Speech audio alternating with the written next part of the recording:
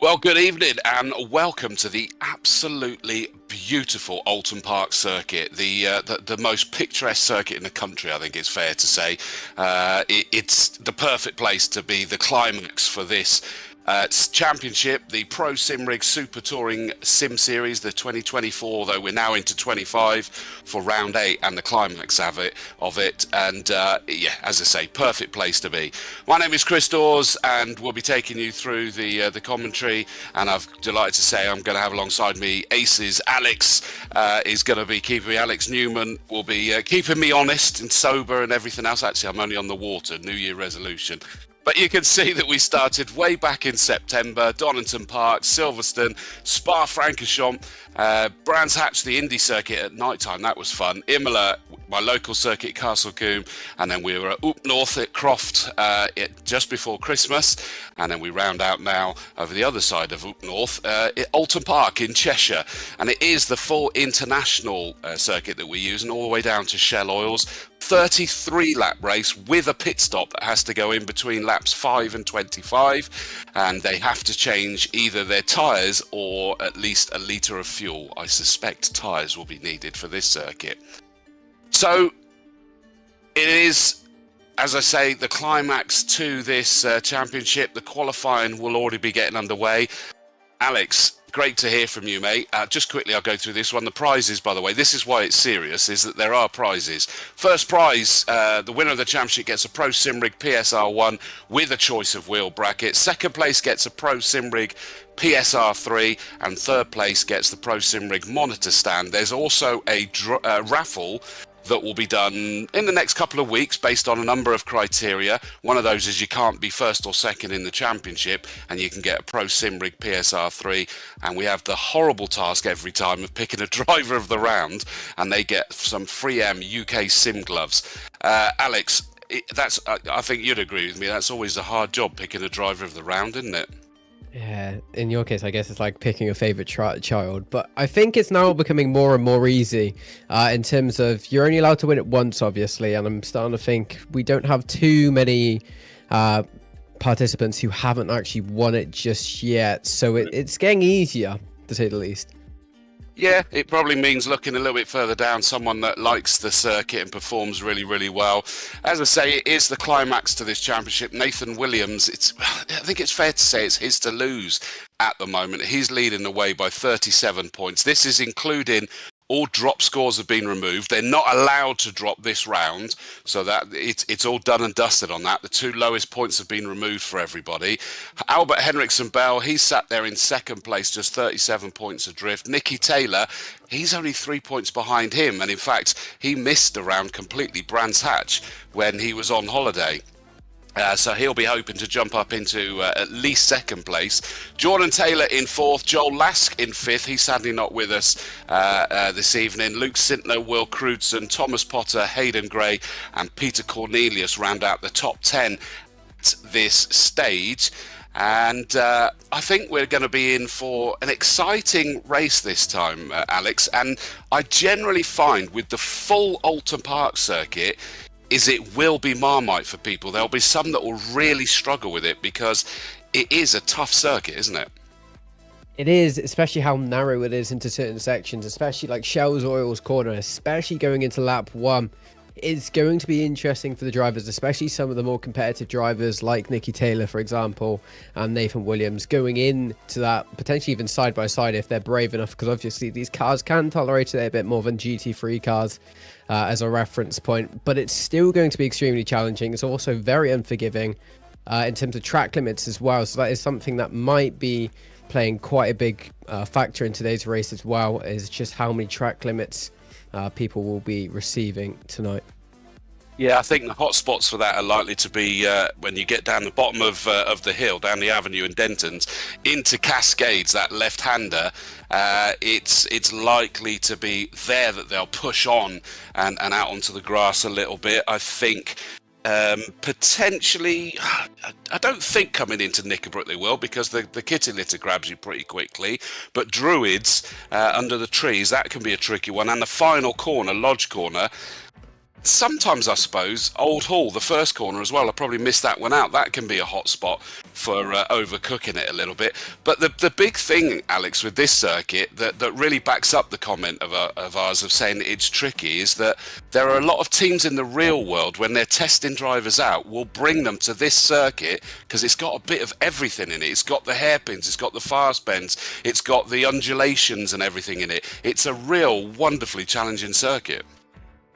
Yeah, it's also great to say it's in the United of the Kingdoms, as some people will call it. It's a brilliant track. I haven't been to it in real life, used it quite a few times on the sim.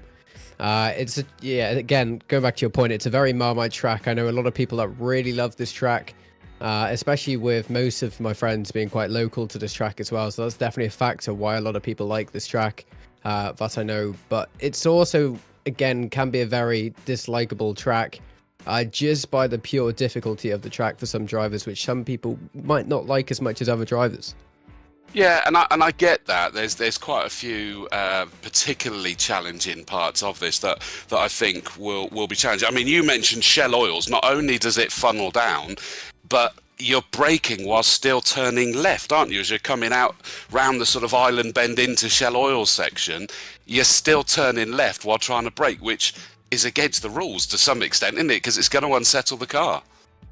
Yeah, especially in cars like this, they're quite light, they're quite fragile as well, so it might be a case of seeing quite a few spins. But Island Bend as well is also a corner, sorry, that's very, very difficult to try and do. I'm not sure if it's flat in these cars because I haven't tried them myself, but in cars like GTs, for example, I think it's to the point where you're lifting slightly, but with the tyre wear obviously being a factor, it's definitely going to be something that I think might catch a few people out in the long run.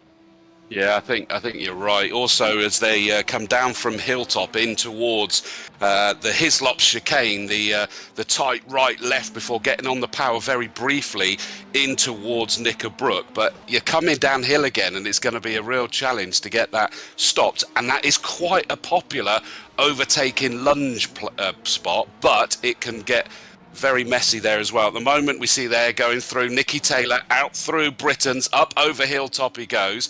Now he's going to come down to the Hislop chicane, so over to the left, ready for the right, over the curbs, bounce. That could be a part that they might get pinged for track limits if they're not too careful.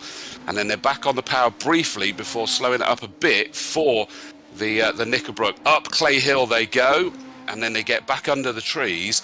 I mean, it's just a wonderful job they've done on this this track. Goodness me, who was that just ahead of Nicky Taylor throwing it around there? And somebody stopped there on the circuit, I noticed as well. Yeah, that seems to be Tugby. I think. Yeah. He's got going again. That's good. Yeah. He did well to be off the racing line there, though, didn't he? He was on the inside, so... There's that bridge in the background that Chris Evans' crew destroyed some years ago when they took the what's the motor event they do? I forgot what it's called now, and they just absolutely they put a Car Fest, that's the one, and they took a truck underneath it and nearly dragged the whole bridge down. So thankfully they got that all sorted again now, but that wasn't good a few years ago. So I didn't even know about that. Oh, did you not? Yeah, it wasn't. No. I mean, it was probably more years ago than I care to think about now, if I'm honest. But it didn't go down very well, that's for sure. But they got it all sorted. But qualifying, we've got 10 and a quarter minutes left to go, and at the moment it's Nicky Taylor. We're looking at Jordan Taylor. That was the car that was looking great ahead of Nicky Taylor. You can see Nicky in the wing mirrors there, actually, but. Jordan, where's Jordan at the moment? He's down in 11th. That's not where we'd expect to see Jordan, is it? He hasn't set a lap just yet. This might be his first time lap as we are currently speaking. We do see he is catching a car in front. Not sure who it is as we speak, but he obviously has the pressure of the current pole position sitter, Nicky Taylor, from behind. So we do enter into Druid's corner now, a corner that we were just mentioning about being quite a difficult corner. He almost goes on the grass, gets the back end quite loose there, and is able to catch that car ahead pretty quickly there. Luckily, he's able to let him go. Going into the final corner now, Lodge corner, a very, very difficult corner to get right. Obviously, a very, very rapid elevation decrease going up into it, increase very quickly, but actually goes into the pits there, so it isn't too happy with his lap there. I assume that they're still playing around with settings a little bit at the moment, but I'd have thought they'd have done enough on that. But yeah, Jordan Taylor is 13th, as you say, not with a time set yet. Nathan Williams, the championship leader, dare we even say champion-elect potentially, he's now going through that challenging island bend before just a tiny bit straightens up, enough to, if you get it right, you can still brake in a straight line round the banked Shell Oils, and then it's never-ending right-hander before the Britain chicane. Here he goes, and then he's going to go up over the hill, just cutting it a little bit there as much as he dares. 0.091. I mean, these two in particular, Alex, we've seen them that close the whole season, haven't we? Yeah, it's going to be interesting for the for the pre-race interview just after qualifying that will be hosted between these two, if they're both going to be in the same qualification section, in the voice chat at the same time, because obviously it's still quite early stages into qualifying. We might be able to see maybe the names of Sintler, for example, to be able to potentially bag P2. We're not sure just yet. I'm not sure on people's paces just yet, but Nathan Williams is improving quite significantly so far, both in Sector 1 and Sector 2. Just over a 10th up on his personal best time so far, as he does go in now to the final corner of Lodge Corner. Once again, is this going to be a lap? No, it is not. It's another person, unfortunately, going into the pits. That's bizarre, isn't it? I don't know whether they're sort of maybe aware that they have pinged track limits in some way, but Jordan Taylor is out on track again, so he's hoping. Here's Catherine Potter, and I love the Potter's liveries on their car. The chrome really works well. Where's Catherine at the moment? She's in 10th position, and I'm pretty sure that with the way the timing that's showing there is up on her own time, but obviously still a bit shy on that current pole lap by Nikki Taylor at the moment. Still got 7 minutes 10 left to go, so I guess there's plenty of time. Jordan Taylor, you'll be relieved to know, has now put in a lap time, but it's not a particularly quick one, is it? I wonder if, yeah, he does seem to be struggling, but obviously he shouldn't be struggling that much. 14 seconds off Nikki Taylor with, I believe that's going to be a 54, 1 minute 54, so just under the 2 minute mark there. So I'm hoping he's going to be able to get his lap time decreased quite significantly in the next 6 minutes or so, because he's definitely got pace, Jordan Taylor does. So I'm hoping to see it's not an issue with the setup that's being occurred, because it's definitely not a driver. No, absolutely. Catherine Potter did a great job there. We said that it was green sectors, so improving on her time, and indeed she jumped from 10th to 9th this time round, jumping ahead of Milner, so a good job there. Sam Milner drops down to 10th place in the 43 car. So it is Nikki Taylor still leading the way by 0.091 from Nathan Williams. Albert Henriksen Bell in 3rd place. Kind of it's those three that are really duking out the championship as it stands at the moment. Luke Sintler is kind of the best of the rest. He's in a different car, as you can see, for the colour that is on the timing screen there. It's the first of the Vortex Mandos, which is the shape that you're looking at there as well. Catherine Potter's in one of those, hence you can see the dark blue box around. Jordan Taylor, there you go. He's up into 3rd position. You did say that he was likely to jump up there, didn't you? And he's managed to do it. And in fact, he's only just 1/3 of a second off of moving even higher. Yeah, it's good to see Jordan Taylor back up in the running orders. But I'm starting to see a tiny bit of a trend here in terms of the cars here. We can obviously see the Ascent seem to be quite dominant so far in terms of qualification. If that's going to be the same going into the race, we'll have to find out. But it does seem it's only 2 dominant car classes, which is the Ascent and Mando. But we do have Crudeston that is in the Vector, the only different car there. But I believe it looks the best, that car. Which one? The Vector. I still have to try and get the names right. Yeah, it's because we have to. They're subtly changed from the real world, aren't they? So that we don't get in trouble. We have to make sure we don't make that mistake. There's Albert Henriksen Bell dropped down to 4th place after Jordan Taylor's improved. He's going to be determined to make that back up again. Not sure whether he's likely to be able to move any higher than 2nd row, but you see he's gone green and Green in sectors 1 and 2, so he's gone quicker than his own personal best times. If it was purple, then we'd know it was quicker than Nicky Taylor's pole time, but at the end of the day, he's really fighting with, at the very least, Jordan Taylor. Round Lodge Corner he goes, up over the hill, over Deer Leap, and onto the start-finish straight. And he goes through, and he does improve his time, but not his position. He just closes in ever so slightly on Jordan Taylor. So Jordan Taylor, who has gone back into the pits. I still suggest that he's not fully happy, though, Jordan Taylor, because to jump into the pits, it's almost as if he kind of knows he's just wrung the neck of that car, doesn't it?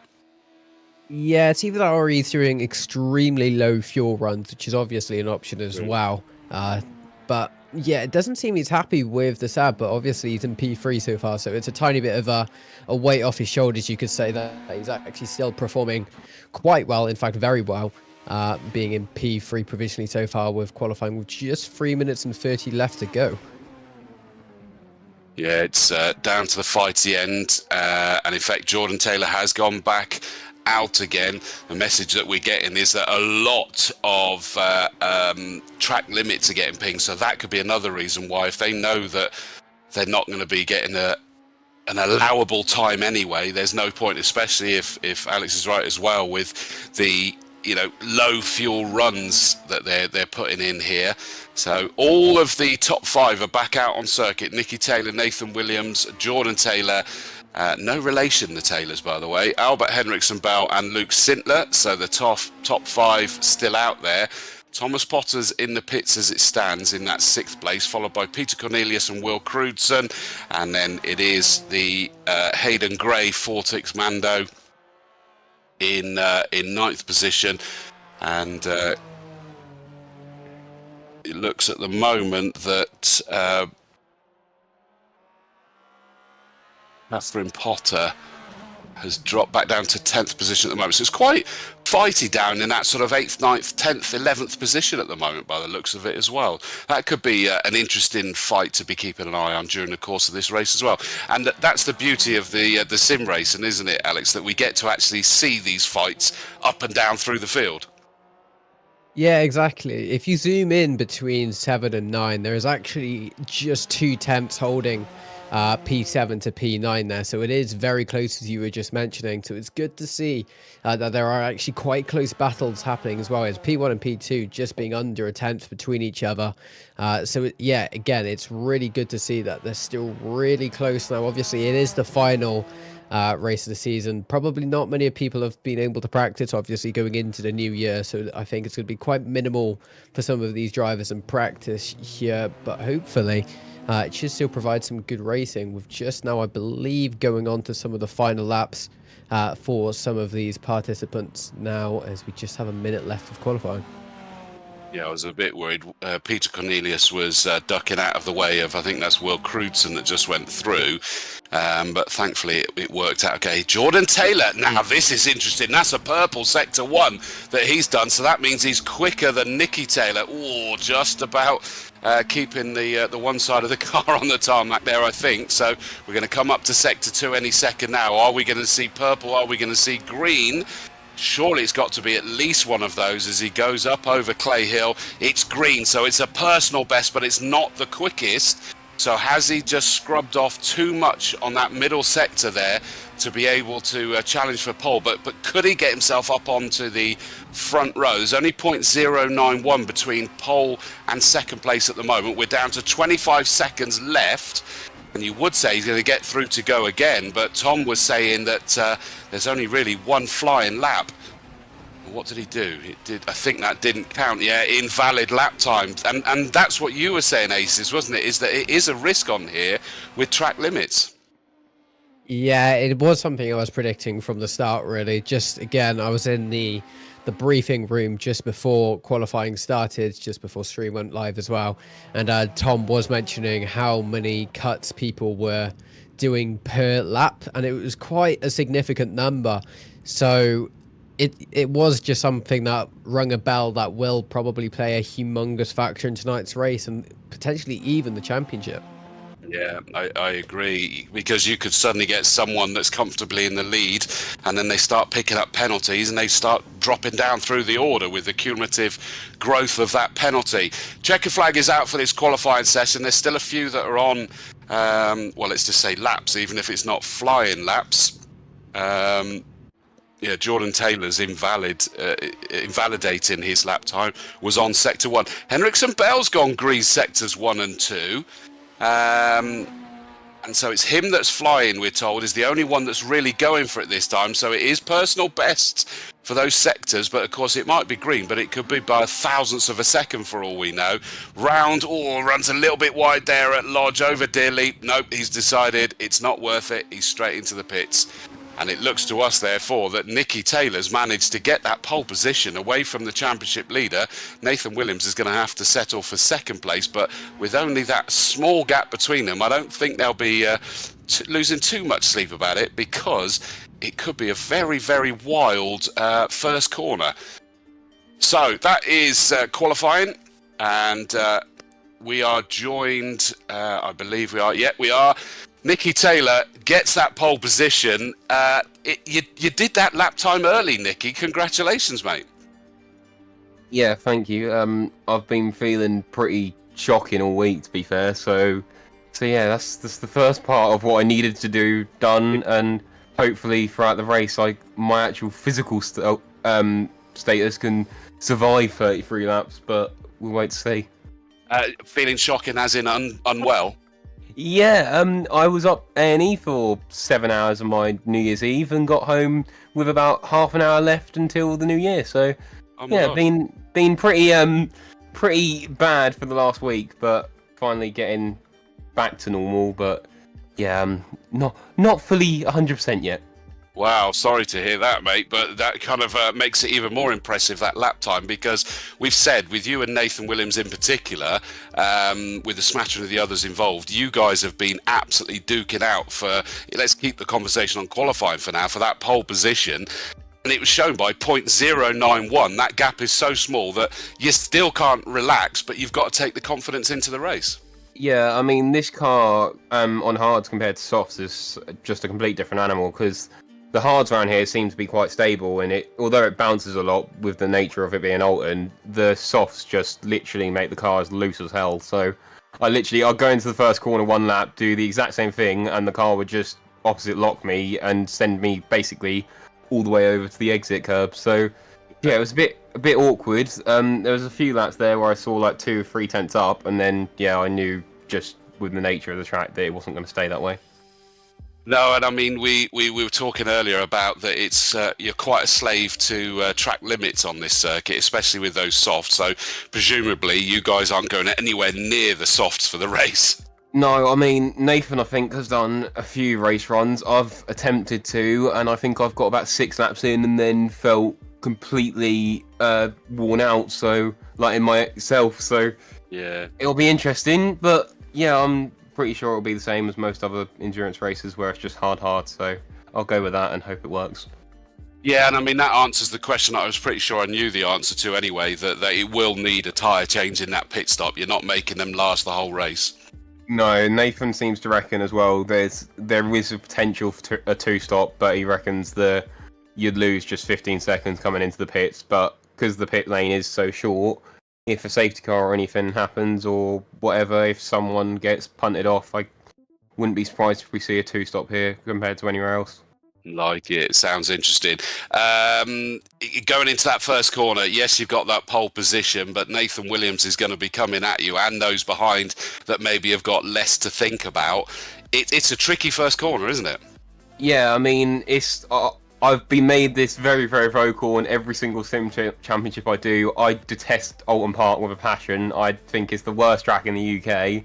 So give me the hate for that all you want, but yeah, it's as long as I can get into the first corner alive, I think I should be able to hopefully fend off Nathan for at least the first stint, and then yes, all to play for the second one.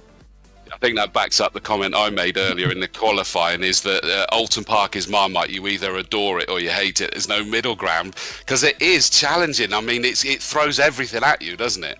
Yeah, I mean, I seem to always, every single time I've been here in cars in real life and on a sim, I seem to be really, really quick around here. I just dislike the track.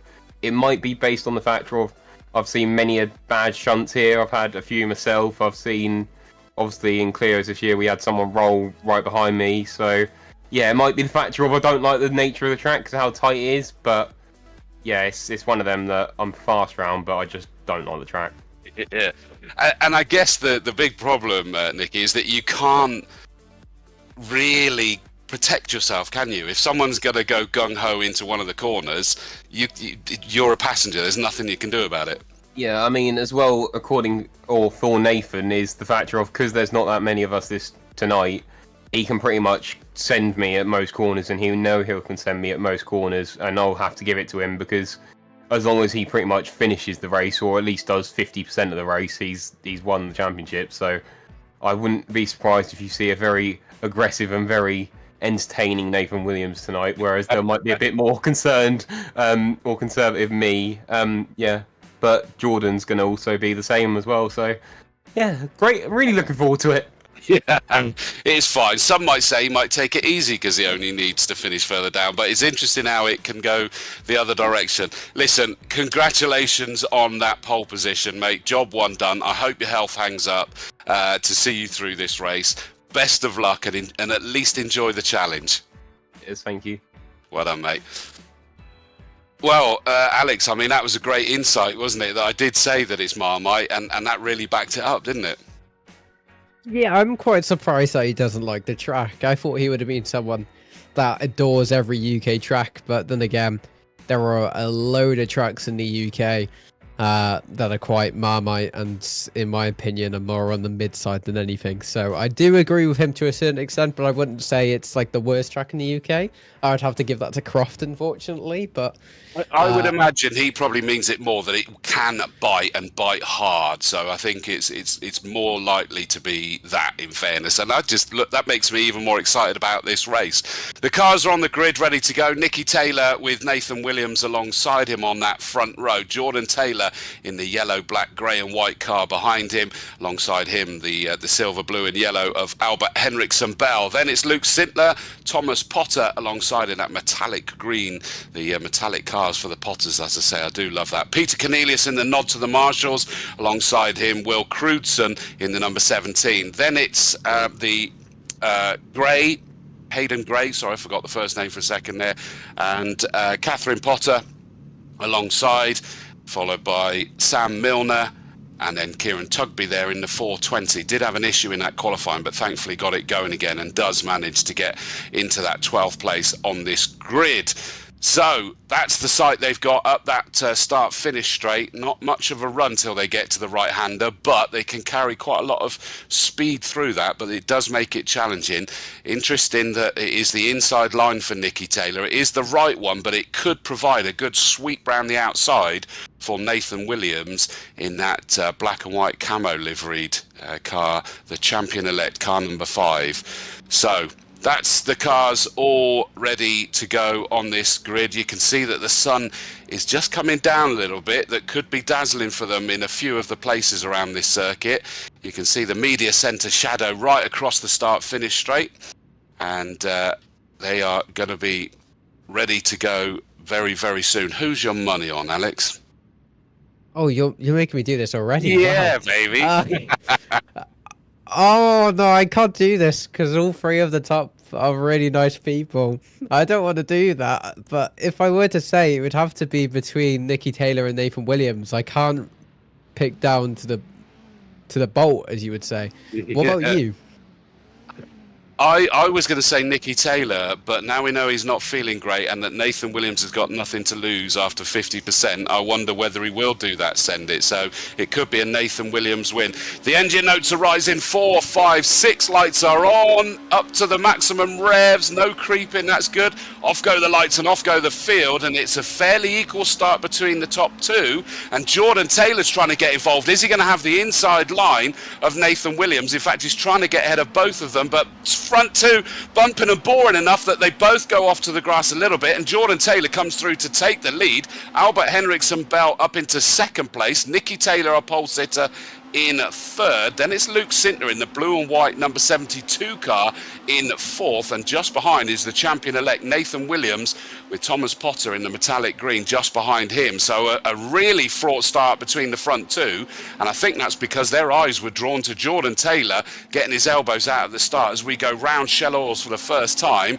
And Jordan Taylor, just a great sight there. Nathan Williams has got past Luke Sintner already, so he's up into fourth. He took that hairpin really, really well, but we've now got a tight chicane where they're going to funnel through and then go up over Hilltop. Nicky Taylor just getting a little bit out of shape behind Albert there, but gets away with it. And we're going to now get on the brakes down into another chicane.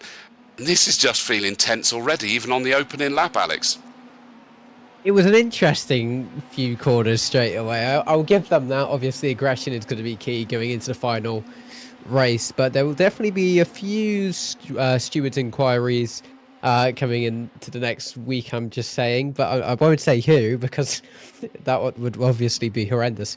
But Nicky Taylor is already trying to gain back this traction that he lost off the start, just trying to be very conservative that he was going into the first two corners, but now going into Lodge corner, it's going to be the complete opposite. It goes side by side there with Hendricks and Bell. Who's going to come out on top here? It does seem though Nicky Taylor's going to be able to have the inside line going into Old Hall corner, but is he going to be able to maintain it? Yes, he is. He's going to dive on the brakes going into turn one, but it's not going to be enough just yet. Hendricks and Bell still being able to maintain second place, as we do see they go back down to a single file order there, but Nathan Williams has been able to drag himself back up to P4 there already, so brilliant comeback so far from Nathan Williams. So both of these drivers are going to be fighting intensely. Now, is Nathan Williams going to go for an early sand? He did look for it going into what is going to be Island Bend, but he is just going to again preserve his position because he's already been in one small incident so far. Is he going to try go into Shell's Oil corner? Yes, he is. He's going to go side by side. There's going to be a tiny bit of contact between the two drivers,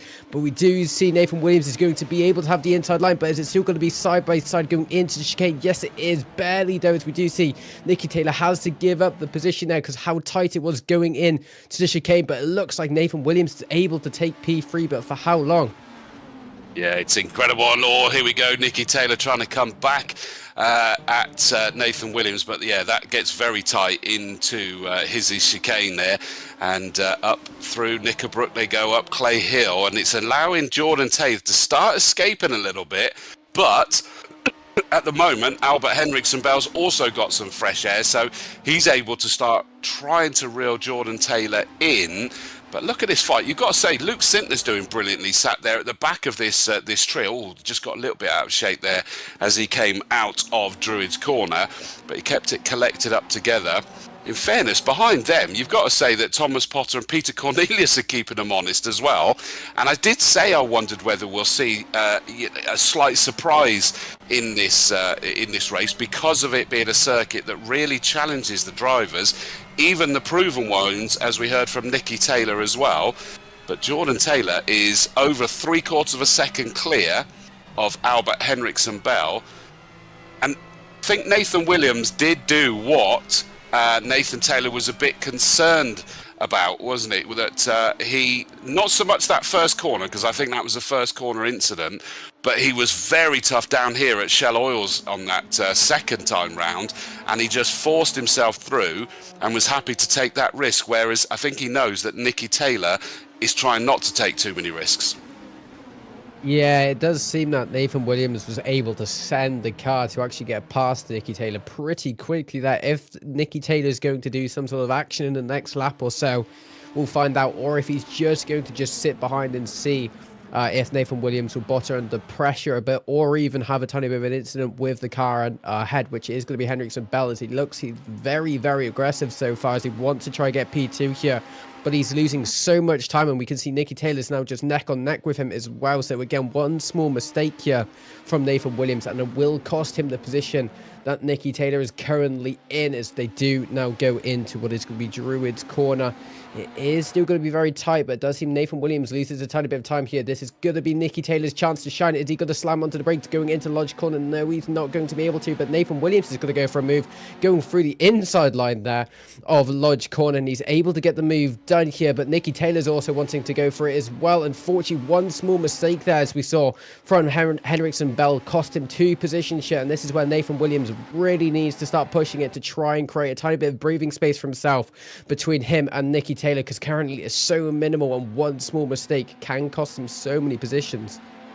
Yeah, that was really impressive by the pair of them, to be fair. Albert Henriksen Bell is no slouch, as we've seen throughout this season, and a couple of other things that I've caught him racing in, and they just had to sort of almost use the can opener approach there to make the gap as much as possible when they got into Lodge, but both of them managed to do it. They've both now stuck together. Oh, running wide there. I missed which one. Oh, it's Gray, and he's still wrestling that, just about managed to avoid as he gets round that island bend in towards Shell Oils. I said that it's challenging where you change the direction of the car. Tugby, I think that was in sympathy almost at the moment there, seeing the car losing it ahead of him. But look at this pair for second and third. Nathan Williams under so much pressure. Now we've got the challenge into Knickerbrook. Not always a place to make a challenge, but Nicky Taylor carried enough speed in to at least shove his nose up the inside. I think that's my favourite commentary box, is the Knickerbrook commentary box, because the view is out of this world. It genuinely is, and they sort of showed the action that we can sometimes get treated to down there. But all this is enabling is Jordan Taylor, you see just disappearing out the side of our screen there, to just scamper away. Henriksen Bell's now under pressure from Luke Sintler, and then I do think in the background we've got an interesting battle going on between Thomas Potter and Peter Cornelius, who is actually a marshal here at Oulton Park in the real world as well. So great to see Peter Cornelius, and here he comes. He's got a good run up over Deer Leap. Oh, Thomas Potter just snapped across his nose there as they went across the start-finish line. And yeah, this has been going on for quite a few laps between these two, even though it's for 6th and 7th. It's impressive. Yeah, that's an interesting one. Peter Cornelius, discuss this one then, Alex. He's gone out on softs. You're throwing me under the bus now. This is supposed to be That's mad, isn't it?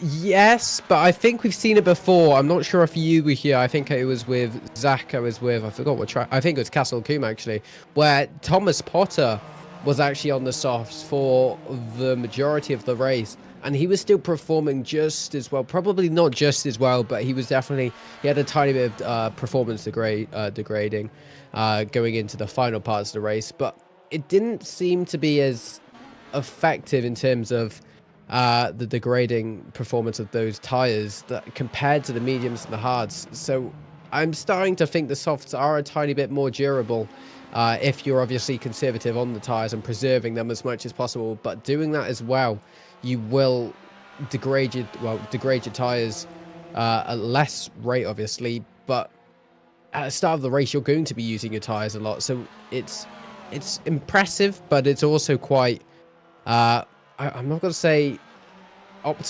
just going to say optimistic, because I don't think it's going to work in the long run at a track like this.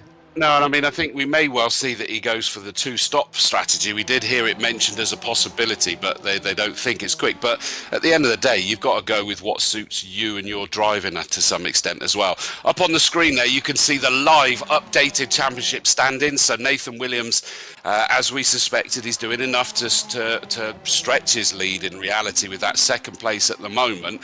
The only driver ahead of him is Jordan Taylor, who's 4th in the stand-ins, but you'll see that gap between 2nd and 3rd is down to just 1 point at the moment. So Nicky Taylor, he's going to want to move up further than he is ahead of Henriksen Bell, because there's only 1 position between those two as it stands, so he's not making up enough to get up into 2nd. That is why we are going to see him challenge Nathan Williams at some point, but we heard that he's been incredibly unwell since New Year's Eve, and therefore he might, in fairness, be doing not just preserving his tyres, Alex, but preserving himself for this 33-lap race. Yeah, it's one of the longer ones, obviously, just spanning up to, I believe it's an hour, this race. So it is definitely one of the longer races that we do see here on this series. But compared to other series, it's quite a normal stint time. But in these cars, it's definitely going to feel quite a bit more challenging, especially when you're fighting it going into certain corners, especially Druids. It's definitely a corner that is quite a scary corner just in general, but in these cars it's going to again ramp that up so much more here. But we do see Nicky Taylor is starting to lose a tiny bit of time to Nathan Williams. If that's going to stay consistently like that, we'll have to find out, obviously. But those pit stops will be crucial when coming to determining positions here, because obviously you have the factors of speeding in the pit lanes or even just doing the wrong pit strategy is all going to play huge factors during this championship standings here. So it's all to play for still. It is. That pit window is already open, of course, between laps 5 and 25. So it's up to them when they choose to do it. But I think traditionally we found that most people do it around about the mid-distance. But if they feel that they don't need to, or if they feel that they've destroyed the tyres in the opening foray, then they might want to get rid of them, chuck a new set of boots on a little bit sooner.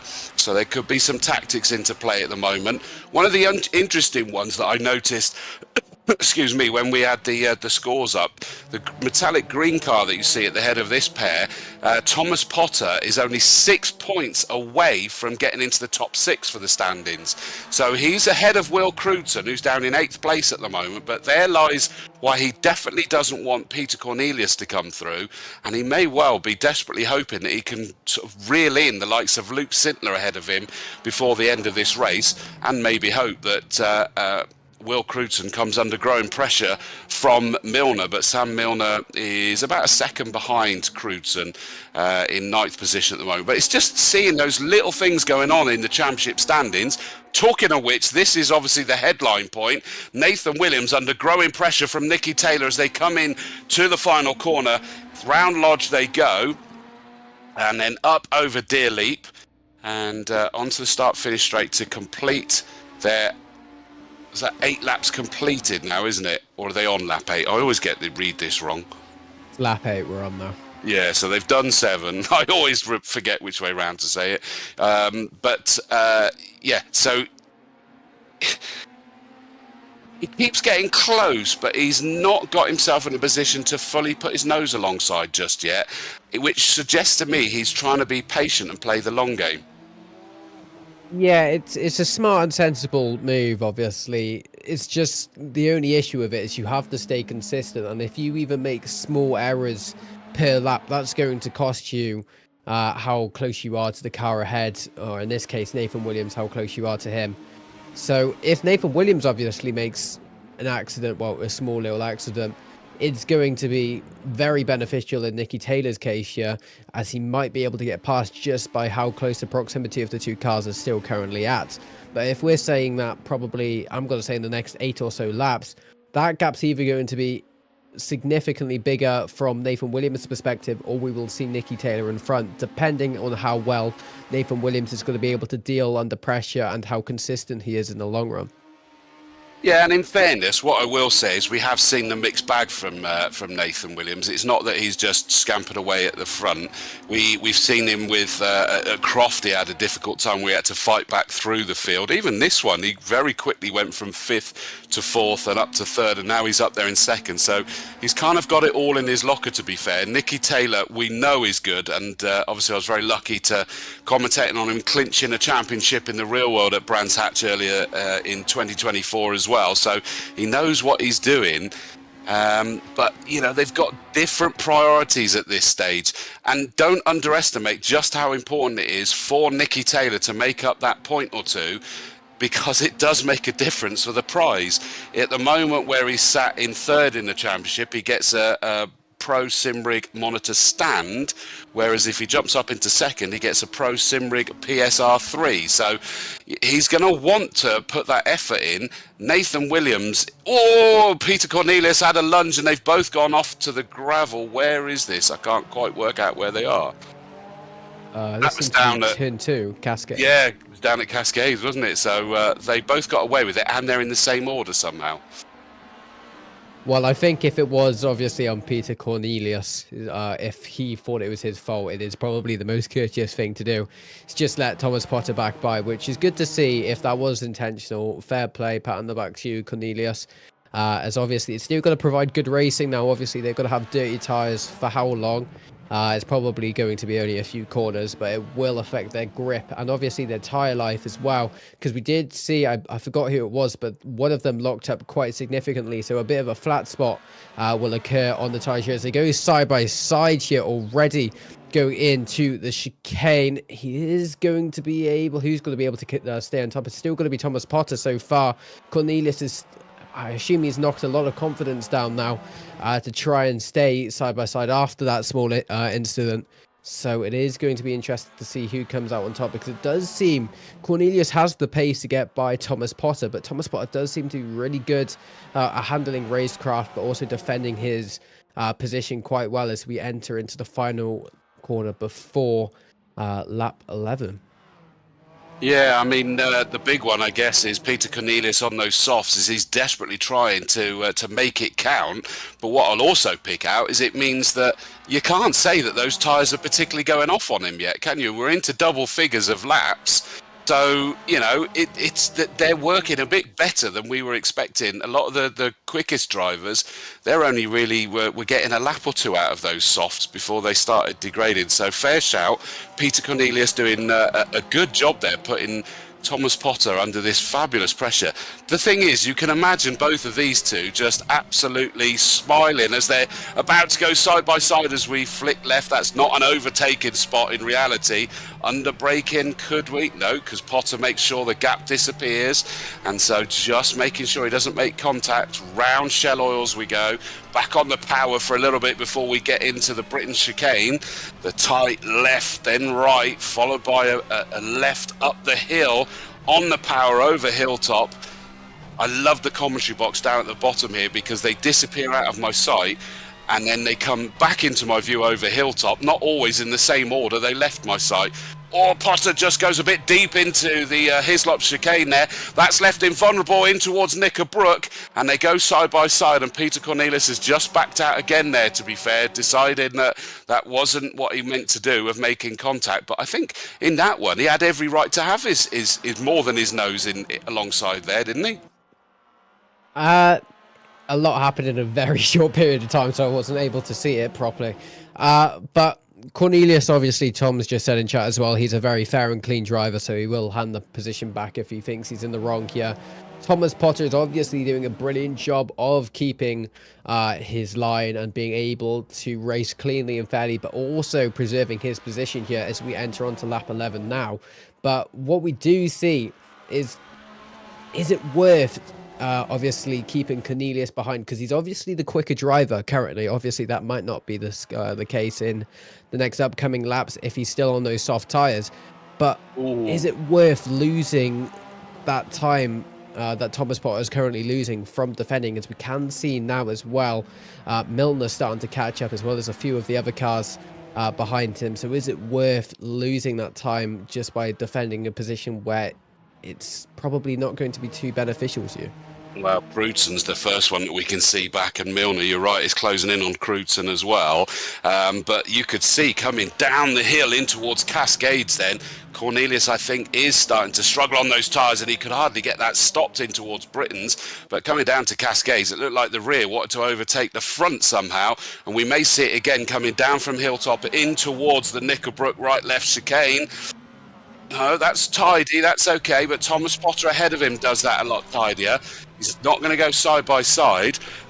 And the general consensus, even on the chat, was that he was far enough alongside to have stayed there. Talking of which, look at this across the line. Nicky Taylor's going to have the inside line up in towards second place, still having a bit of a kiss and a cuddle around the first corner, and they get away with it this time. And it now means that Nathan Williams is going to have the inside line, but surely he's going to have to brake earlier. The answer is no. Nicky Taylor is keeping himself on the outside, determined not to be pushed towards the grass. So still, they sit side by side. Incidentally, by the way, I see on the timing that Cornelius has got past Potter, so it's happening everywhere at the moment, but Nathan Williams has held on to that second place for now. Yeah, it's very risky of how close these two are racing, especially on what's the line, on what's on the line for these two drivers currently. So we do see Crudston kicking up a tiny bit of dust there. Thomas Potter obviously now behind Cornelius. So that is definitely going to be a big advantage point here for Cornelius. If that was an actual overtaker, or if that was Thomas Potter actually letting him by, I'm not too sure. But Nicky Taylor once again going to look out for a move into Knakersbrook. If he's going to be able to do it, though, is the next question. Nathan Williams making his car as wide as a wall here, making sure Nicky Taylor is not going to be able to get by now, as he's going to have the slipstream now going in to Druids' corner. It's not going to be a brilliant overtaking opportunity here, but is he going to do it? He is going to try going for the inside line, but there's going to be no room there. There's going to be a tiny bit of a pit maneuver, but luckily both drivers are able to make it out in one piece and in the same direction. But Nicky Taylor has lost so much time because of that. Is he going to be able to gain that back going into Lodge corner? No, he's not. Nathan Williams has still been able to, again, maintain a tiny bit of breathing space for himself. But this is now starting to get very intense between these two. Yeah, I was interested to see that time. I was wondering whether actually losing that ground in towards Lodge Corner, that final corner, whether it would actually be to his advantage. I remember commentating on Paul O'Neill when he guest drove in the Mazda MX-5s up at Oulton Park, and he won both races on the last corner of the last lap by dropping back and doing that karting move where you don't get compromised on the apex by the car in front of you. You drop back enough that you're able to take your full speed through the apex and then you get them on the exit. But interesting, it didn't look as though they have the same capability in these cars necessarily as something as nimble as an MX-5, but still wonder whether it's something that they're going to play around with. And that's something that Nicky, I'm sure, is having a little look at the moment, is to see where is it possible for him to make a lunge. You can see in the distance there is the car that's already exited from the Hislop chicane. That is our race leader, Jordan Taylor. Let's not forget that. He's over 6.5 seconds clear. And we've got the challenge up at Knakersbrook. A brilliant move there from Nicky Taylor. He saw that late and he just went for it, nice and clean. Fair shout for Nathan Williams. He didn't close him down too much, but they're still side by side as they head towards Druids. The inside line for Nicky Taylor. Oh, and it's just been caught, and that will have been as he went to turn. The rear of the car was just caught up on the front of Nathan Williams, and it's just spat him off towards the gravel trap there. Nathan Williams in a very comfortable second place. That is a shame that it ended that way. Yeah, I believe it was bound to end in tears at one point. It was just getting so close between the two drivers. They were getting very, very confident going into these corners in these cars. Obviously, these cars are brilliant when it comes to side-by-side racing, but it definitely got very close towards the end. So I was expecting, obviously, the unfortunate incident that was, unfortunately, Nicky Taylor going off into the gravel trap, but luckily didn't hit the wall at all. So he has only lost 4 seconds, but with still over half of the race left to go, there is still plenty of time for Nicky Taylor to actually catch up that time. Obviously, his tyres are not going to be in the best shape now, so that's why the pit window is going to come into play. So whenever Nicky Taylor's going to pit, I reckon Nathan Williams will probably try replicate it, or even the other way around even.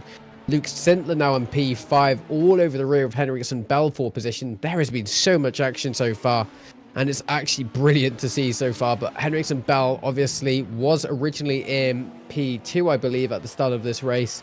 Now, unfortunately, down into P4, but now under pressure from Sintler behind. But we do see Crudson as well, all over the rear of Thomas Potter, now going into Island Bend. Is he going to go side by side going into Shalzor's corner? Yes, he is. But obviously, Thomas Potter has the advantage of the inside line. Such a sharp angled corner. So again, Will Crudson not going to be able to do much there. He almost tries going side by side there into the chicane, but it's not going to work for him just yet. Stay single file.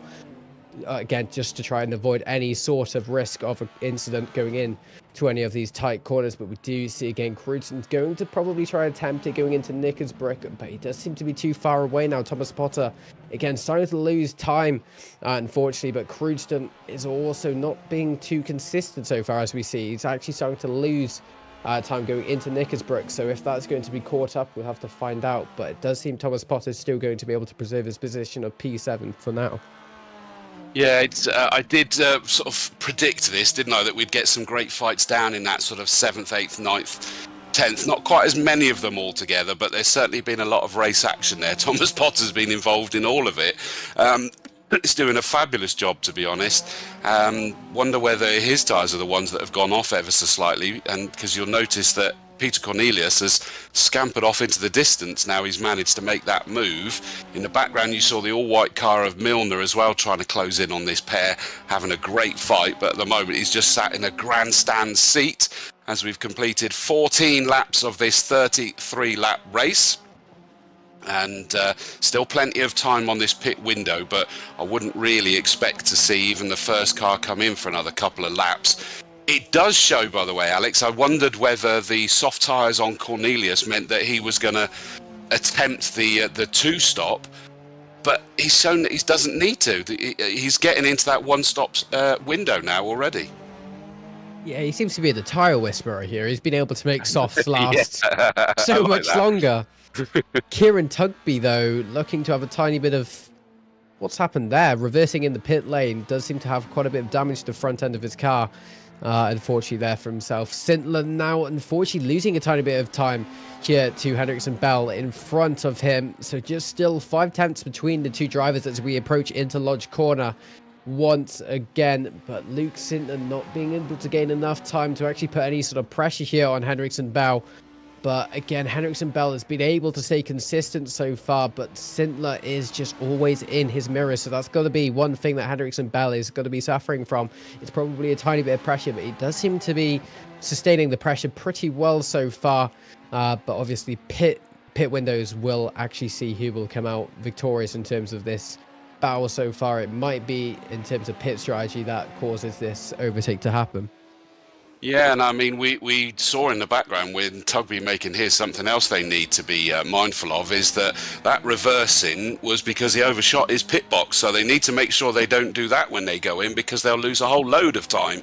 But Tugby's come back out on softs now, so he's sort of seen that Cornelius is making it work. Sat up there in 6th position is Peter Cornelius, and comfortably so. And in fact, I was about to say it's closing on these two, but I took that the wrong direction, because it's comfortable in no man's land for Cornelius now. But nothing comfortable about this. Albert Hendricks and Bell just ahead of Luke Sintler. Sintler no, he's trying to make sure he carries the pace through the Hislop chicane. Back on the power briefly before getting into the challenging right-hander of Knickerbrook. Now blast all the way up Clay Hill under the pedestrian bridge.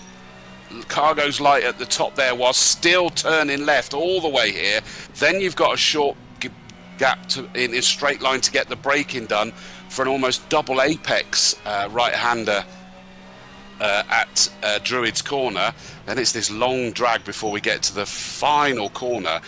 And personally, when I've had a go on Sims, that final corner is my nemesis. That's the most challenging. But into the pits, both of them come. Nathan Williams is also in the pits as well. So we're getting a few rolling the dice now, Alex. Yeah, it's good to see, actually. This is where we see the fact that Sintler did seem to miss his pit box as well. So that's going to cost him potentially a second as well, as we do see Nathan Williams is already out of the pit lane. Now this is where we have to see who will come out in front. Is it going to be Nicky Taylor or Nathan Williams? We didn't see how Nathan Williams' pit actually went. He could have missed his pit box for all we know, as we've already seen that unfortunately today, but I'm sure Nathan Williams has not done that. So it's going to be very interesting to see how tight the gap is between the two, because it's currently down to 21 seconds as we speak. Going down now, Sintler coming back out of the pits as well. He's lost loads of time. He's lost an absolute load, hasn't he? Look where Hendricks and Bell is. Whoa, yeah, he's lost load. Well, oh my, yeah, that's unfortunate there from him. I'm assuming that's because we did see him reverse slightly. So I'm assuming he did miss his pit box and lost about, well, I'm going to assume as well, 5-6 seconds. 25 seconds is the answer. That's incredible, isn't it?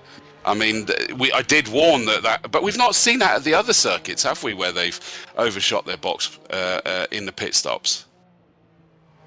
No, I think it's because it's a very tight entrance to the pit, and especially Tugby. If he has the first pit box, I think it's definitely a very difficult one to actually achieve.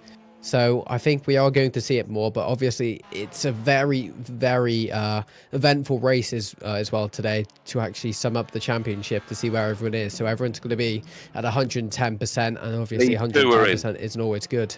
The lead two are in, so Jordan Taylor's pitted in and out. Nicky Taylor's in the pits at the moment. We didn't see whether he overshot his box or anything, but he is in the pits as he stands. Now is accelerating away, so that looks like that was a clean one. Nathan Williams is about to go through there. Look at that, they're going to be so close together. That means that Nicky Taylor has done a great job. In fact, at the moment, he is ahead of Nathan Williams, so he's done a better job on that pit stop, and he's going to be absolutely ecstatic with that one. Nathan Williams is behind him, but is very, very close. Oh, and Tugby's gone off into the gravel at the bottom of the hill down on the exit of Cascades there. But I was getting excited enough that these two were coming out back close together. But you've got to say that Nicky Taylor has done an absolute belter of a pit stop there. Yeah, we do have the pit stop times in as well so far. Williams with a 38-second pit stop, Hendricks and Bell with 31, Sintler with 56 there, so a huge pit stop loss there from him. Nicky Taylor with 33 and Jordan Taylor with 32. So it is definitely going to be quite eventful, to say the least, in terms of going into the final part of this race so far, to see, especially Nicky Taylor being in front so far. Is this going to be the final results of the race tonight? We'll have to see. Obviously, Nathan Williams is definitely up for a challenge to try and get past Nicky Taylor at any given point. But again, Nicky Taylor just needs to stay consistent as he is currently, as well as just staying as fast as he can to try and maintain at least somewhat of a gap between him and Nathan Williams to be able to feel somewhat comfortable to finish this race. Yeah, I mean, I think that what Nicky Taylor really needs to do, based on what he was saying earlier, where he's conscious that Nathan will just throw the kitchen sink at him, is that I think that he needs to keep that gap at that sort of 3/4 of a second or more, so that there isn't a lunge available to Nathan Williams, and it just means it puts him a bit more in control of not being vulnerable. Peter Cornelius on the softs. Has he even been in yet? He's not, has he? I'm just looking at the things. We have, I think if you're looking at the timing board, I believe there is a tiny bit of a graphical. No. But it does seem Peter hasn't came in yet, and he's That's still on those incredible. soft. That is actually quite impressive, you know. Tire Whisperer is definitely his new nickname. I like that one. Definitely, it is incredible. Yeah. So we were assuming he'd have to come in, but he is making it work. Incredible. So he's up into 5th place at the moment. Sure, he's going to drop down through the order because he's going to have to make that stop. But I love your nickname for him, the Tire Whisperer. That's going to stick now.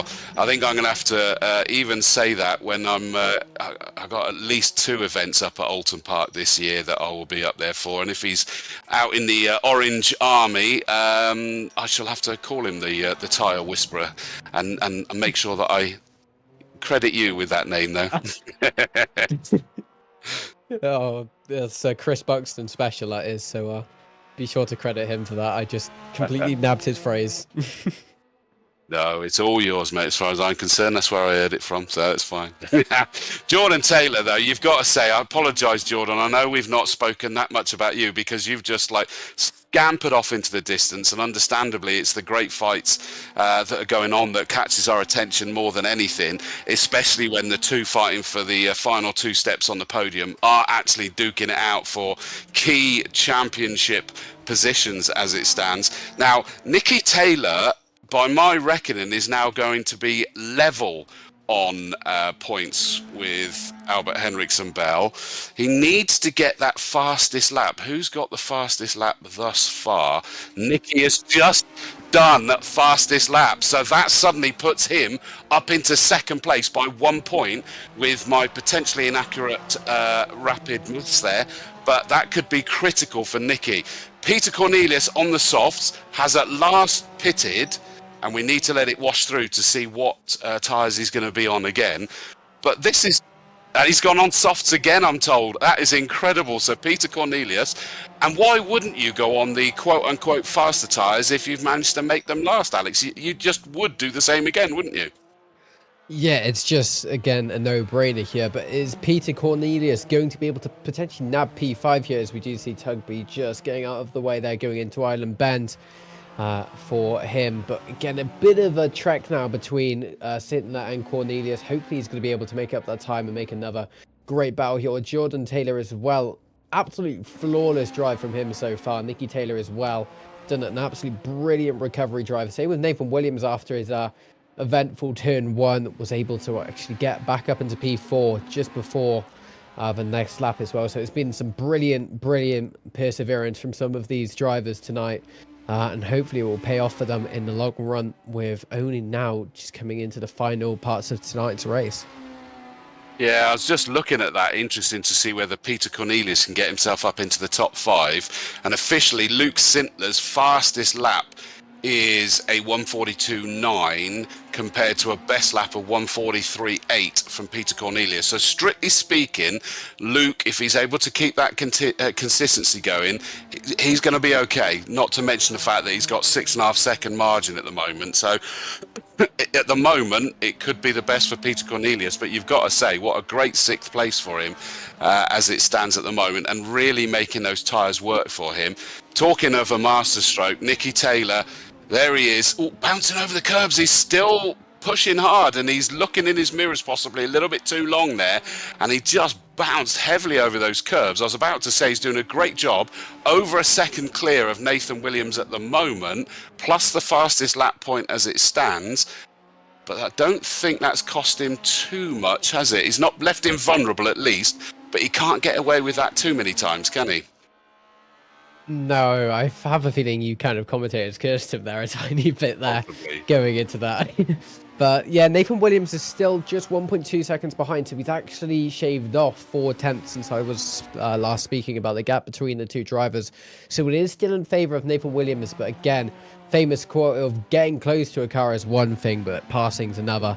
So again, Nicky Taylor, a brilliant defender as well, so it's not going to be easy for Nathan Williams to go past, but Nathan Williams has shown quite heavy aggression so far and is able to put up quite a good fight in the long run as well. So just coming into, I believe, 11 laps left to go now. So still a lot of time for Nathan Williams to catch up, but it does seem Nicky Taylor's just trying to stay as consistent as he can in the long run as well, to try and crown himself with P2 here for tonight. Yeah, I mean, it's just absolutely enthralling, this as it stands at the moment. I hope that's not Nicky Taylor really starting to feel the physical effect between, where he's been unwell, because this sort of coming up to this chicane last time, just lost that concentration for a moment and cut the curb in a little bit too tight. That's a lot cleaner this time through, even though he's got his eyes sort of just slightly distracted there by Catherine Potter, who he's going to lap very soon, and he's going to want to get that done in a clean point. Excuse me. And not compromise. I was just checking. The timing screen just suddenly changed. Will Cruton's now showing as up in 6th position, because Potter and Cornelius have gone in the pits again. That seems like team orders almost. That intrigues me. So there goes Cornelius. He'd come in, he'd gone on to softs. He's gone back out again, unless there was damage that he had to get repaired there. He's actually got a crumpled front end. That's not an opinion, by the way. But he's back out on the circuit again, whereas Thomas Potter's not rushing out there. That's weird, and it was just looking so strong for Peter Cornelius, so I don't know what's gone on there. Nicky Taylor's got past the back marker, Catherine Potter there. Nathan Williams yet to do it, so that's great news for Nicky Taylor that he's able to just pull away. This doesn't compromise Nathan Williams, though, does it? And that's the key thing here, is that Nathan still is going to be leading that championship fight. Yeah, it's all about now just preserving your position. Obviously, we've seen a brilliant start of the race between Nicky Taylor and Nathan Williams, and it's almost iconic there. Unfortunately, Catherine Potter taking the grass there into Island Bend. Is she going to be able to stop the car in time before going into the barrier? Hopefully so, as obviously it's a very unforgiving barrier, but does seem to sustain minimal damage there to the front end of her car there. So good to see that for Catherine. But Nicky Taylor and Nathan Williams, the gap's actually increased now. It's 2.2 seconds. So again, Nicky Taylor seems to be pushing ever so slightly harder than what he was doing originally, just to try and again sustain his focus as well and just increase his breathing space between him and Nathan Williams, because just again, any small mistakes we've seen already, small mistakes can cost you so much, especially when you're in such a close proximity of one another, especially when it comes down to championship points as well. Just noticed on race control that Peter Cornelius did have impact with environment, it says, so circuit furniture somewhere. Only about 28 mile an hour, but that could be enough to do some damage. And then again, a little bit reduced, probably the same incident, judging from the timing. And that is why he'll have gone into the pits, I presume, just to get some damage repaired. And that's a huge shame for him, because it sent him from, what was he running in, 6th down to 8th now, because Crutzen and Milner's have got ahead of him. But Nicky Taylor is pulling away quite nicely from Nathan Williams now. And I said that he just needs to keep a gap there. And at the moment, he's doing exactly that, which is impressive. How's he doing over Jordan Taylor? Last lap, he's lapping about half a second quicker than the race leader. But there's like 14 seconds margin there, isn't there? So it's looking quite comfortable for him at the moment. Yeah, I don't think Nicky Taylor's priorities is trying to get the lead of this race. I think it's just, again, damage limitations now and not letting Nathan Williams pass to obviously gain him higher traction in the championship standings in terms of points. So, yeah, Jordan Taylor, a brilliant drive so far from him. 14 seconds is absolutely mental between the two cars. Obviously, we've seen Nicky Taylor do it before.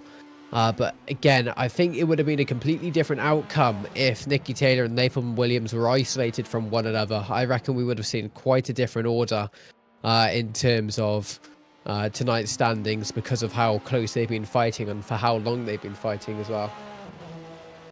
Yeah, I mean, you think about it. I mean, I can feel the the duration of this is sort of taking its toll on me with just a little bit of man flu. But for Nicky Taylor, who has been bad enough, as he said to us earlier, which we weren't aware of, that he even had to go to A&E on New Year's Eve. To be going through this, he hasn't been able to practice a full race distance at all leading into this race on the kind of bogey, psychologically at least a bogey circuit, not speed-wise, as we know.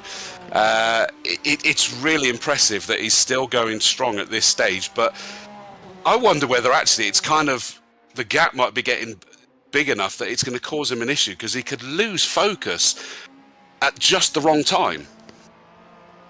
Yeah, I've definitely seen it before as well, but I think when Nicky Taylor's in his element, which he definitely is now, as he's been able to pull now, again, double his gap since I was speaking about it.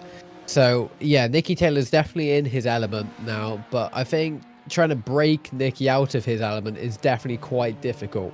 So he's definitely got to be very focused into it. But obviously, losing concentration is going to be... It happens to everyone. It happens to the best of us as well.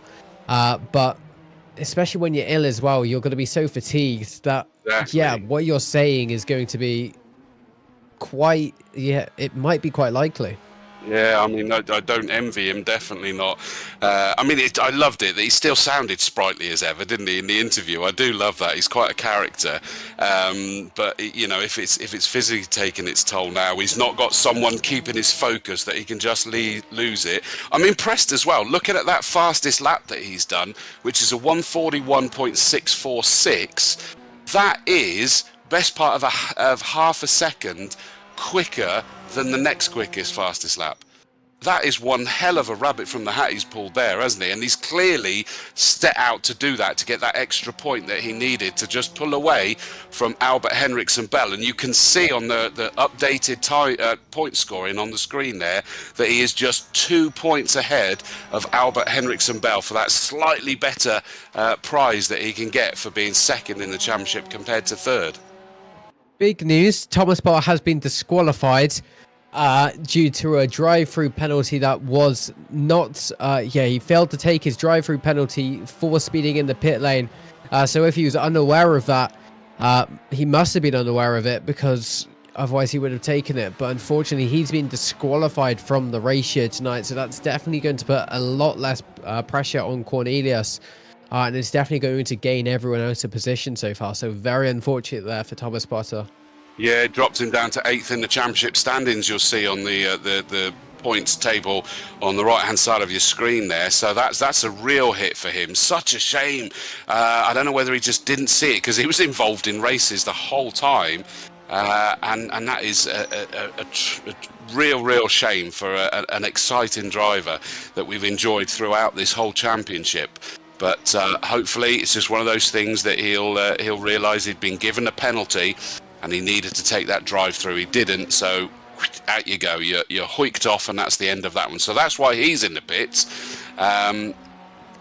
Peter's collision actually came at the same time he entered the pits, so the belief is that he crashed into the pit wall as he came in. So that still doesn't explain why Peter Cornelius needed to come in again.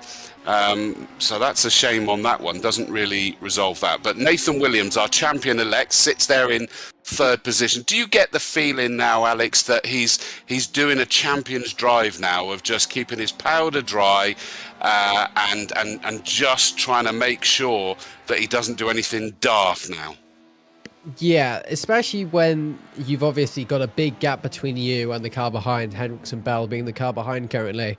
10 seconds between them both. There's no pressure at all here. It's just now purely about just driving, obviously, as fast as you can, but also as safe as you can without overthinking it. Because I think a lot of people will feel trying to drive safe, especially if you're on, like, let's say, the last track limit before you obviously get the unfortunate speed token penalty of a drive-through penalty. It's a lot of overthinking that people do. They always go either slower or they accidentally make a tiny bit of an accident for themselves, which actually gains them that unfortunate piece of track limits, or in this case, time for Nathan Williams and position. But I think Nathan Williams is going to be in a position where he's confident enough in the car, especially driving the entire season in it, but also being just as fast in real life as well. No, absolutely. Meanwhile, Jordan Taylor still comfortably in the lead by 14 3/4 seconds is the margin, and he's metronomically putting in the sort of low 142s, which is really impressive from Jordan. I was worried in qualifying that he had a little bit of an issue because he was not doing many laps and he took a while to get up, and then suddenly blasted in that third place. But if you look at his times, he's just constantly doing the 142s, which is why he's able to keep that margin, at least maintain it, and then occasionally stretching his legs that little bit further as everyone behind just goes a little bit up and down in their lap times. Nicky Taylor is now 15 1/4 seconds behind, but he is over 4 seconds clear of champion-elect Nathan Williams. Obviously, everything today is provisional. We will address it as champions and what have you, but it is provisional, subject to any judicials or whatever else that could happen. And hopefully that'll be all sorted by within the next week at the latest, and just get everything put to bed on that one. But at the moment, Nathan looks like he's cantering home towards this champion. But when we say cantering, you've got to say this guy, he's just been out all on his own in a class of his own, hasn't he? Yeah, it's been very isolated for him, so I wouldn't be surprised if it was a boring race for him, because he's barely seen any cars during this entire race, unfortunately for him. He'd practically been in no man's land. But again, just setting his own pace. Obviously, it's a fast pace because he's still being able to gap Nicky Taylor by 15 seconds throughout the race. But there is no pressure for him whatsoever now. Obviously, he has the pressure of him being in the lead of the race. But when you're 15 seconds and setting consistent laps like he is, there is really no pressure, and it should be a super chill final few laps for him in this series. But what I'm finding interesting is he's not doing super chill lap times, is it? It is in those sort of like mid to low 142s. He's just doing it lap after lap, which I've always said this. In all commentary, I always find it impressive when someone's metronomic, that they're putting in those lap times time after time. It's not just a gung-ho, there's one that was good. It just has that Banzai feel to it. Jordan Taylor is just being absolutely metronomically in those mid to low 142s, and it is just therefore keeping him in control. And you do hear stories at time, Alex, that when they're sort of comfortably in the lead, if you back off too much, thinking that you're driving safe, that's when you get out of your rhythm and you can make those mistakes. Yeah, indeed. And I wouldn't be surprised if Mr. Jordan Taylor is actually trying to just beat his personal lap times to form his entertainment now, because he's obviously got a big gap now behind. So just trying to beat your personal best lap time and just try and stay consistent is probably a good form of entertainment for him. Yeah, it's very, very impressive. So you see Nathan Williams still leading the championship by those 37 points. He's always been up there. Second place in the standings now, Nicky Taylor, with this fabulous drive that he's put in this time round. Moves himself up into second in the standings. Albert Henriksen Bell is running fourth in this race. He's not doing badly, but it probably isn't his favourite circuit, I would say, because he's not quite able to battle with the top three. But he does look as though he's going to secure out the third in the championship standings, because Jordan Taylor's a further 21 back, despite this victory in this race. At least he's going to be rounding out this championship in style if he can keep this going till the end. There's Peter Cornelius all over the back of Milner, so the all-white 43 car is sat in 7th place at the moment. We saw Cornelius on those softs coming in for another pit stop, and he did go out in softs again, so we don't really know what that extra pit stop was for, unless it was a drive-through, but it looked like it was a start. Oh, and Milner, he's just lost it as he went through the very fast island bend, and it does go very light through that section, doesn't it? Yeah, we've seen it multiple times now where Island Bend has taken quite a few victims so far. It's just a corner that you have to take with confidence, and if you take it with too much confidence, you will end up in the grass, either from understeer or oversteer. Either way, you just have to take it completely correctly there. But that did look like he put a tiny bit of brakes on there, Sam Milner, which actually caused him to lose the back end. Well, turning. I reckon them even more likely, and obviously I don't know for definite, but lift-off oversteer is the big one I find through there, is that you suddenly sort of think, oh no, I'm taking this too quick, I've been forced off my line by another car, and you lift off, and suddenly that's the worst thing you can do, isn't it? And it just spits your car around, and it's too quick to recover it, isn't it? Yeah, especially when you're side by side with someone, I think it definitely puts a tiny bit more pressure on you. It's definitely unfortunate, but lucky he was able to limit the amount of damage he got. In fact, he got no damage by just being able to keep it out of the barrier there. So brilliant work from him. He was towards the barrier, though, wasn't he? Yeah, he's going rapid. I thought it was going to be a big bump, but thankfully he did get it stopped. Oh, and Hayden Gray just running a little bit wide there. And I was about to say, a great fight between 9th and 10th with Catherine Potter just ahead. And huge pressure by Hayden Gray in the pair of Vortex Mandos to round out the top 10 at the moment. But just, again, it just shows how easy it is just to make a tiny little mistake. And some of these on this circuit, it can actually carry through multiple corners if you make a tiny little mistake. But we're down to the final 3 laps to go, not just in this race, but in this whole championship. The Pro SIMRIG Super Touring Sim Series. And it doesn't seem 5 minutes ago we were doing the first round, mate. Oh, I wasn't here for the first round, so second round. Oh, was it? I can't remember now. I just... Zach Sweeney took the first round, and then I took everything else apart from Croft. Okay. And I missed Castle Coombe, my home circuit, typically. Ironic, yeah. Yeah. That was a good round as well. So, big love, Zach. So, I'm sure he's probably not watching at this time. I'm sure he's probably commentating somewhere else. Well, there's Nathan Williams, our champion-elect, in that 3rd place. That's all he needs to do as it stands at the moment. We need to be just mindful that nobody suddenly takes that fastest lap away, although it still means that Nicky Taylor will be second in the standings, but by 1 point instead of 2, because it is only 1 point for that fastest lap. Jordan Taylor's getting that most laps led as well, of course, but doesn't move ahead of 4th place. Tugby's just come out of the pits there ahead of Nathan Williams. Nathan's going to be always trying to go through. Well done, Tugby. Just stayed nicely out of the way as they went down through the avenue and Dentons in towards Cascades, although a good run through Cascades by Tugby there, clearly. That was impressive. Cascades is such a difficult corner if you think about it. You have that downwards, well, obviously going downhill braking is already one big factor, but there's that one little bump which unsettles the car, which obviously isn't great for braking. And we have, I think it was Tugby, unfortunately, that went spiraling into the barrier. But it's just so easy to get that first corner wrong. Point proven. As unfortunately, who was that? Was that Tugby? No, that was Catherine. No, that was Hayden Gray. Yeah. Doing an exact example for me.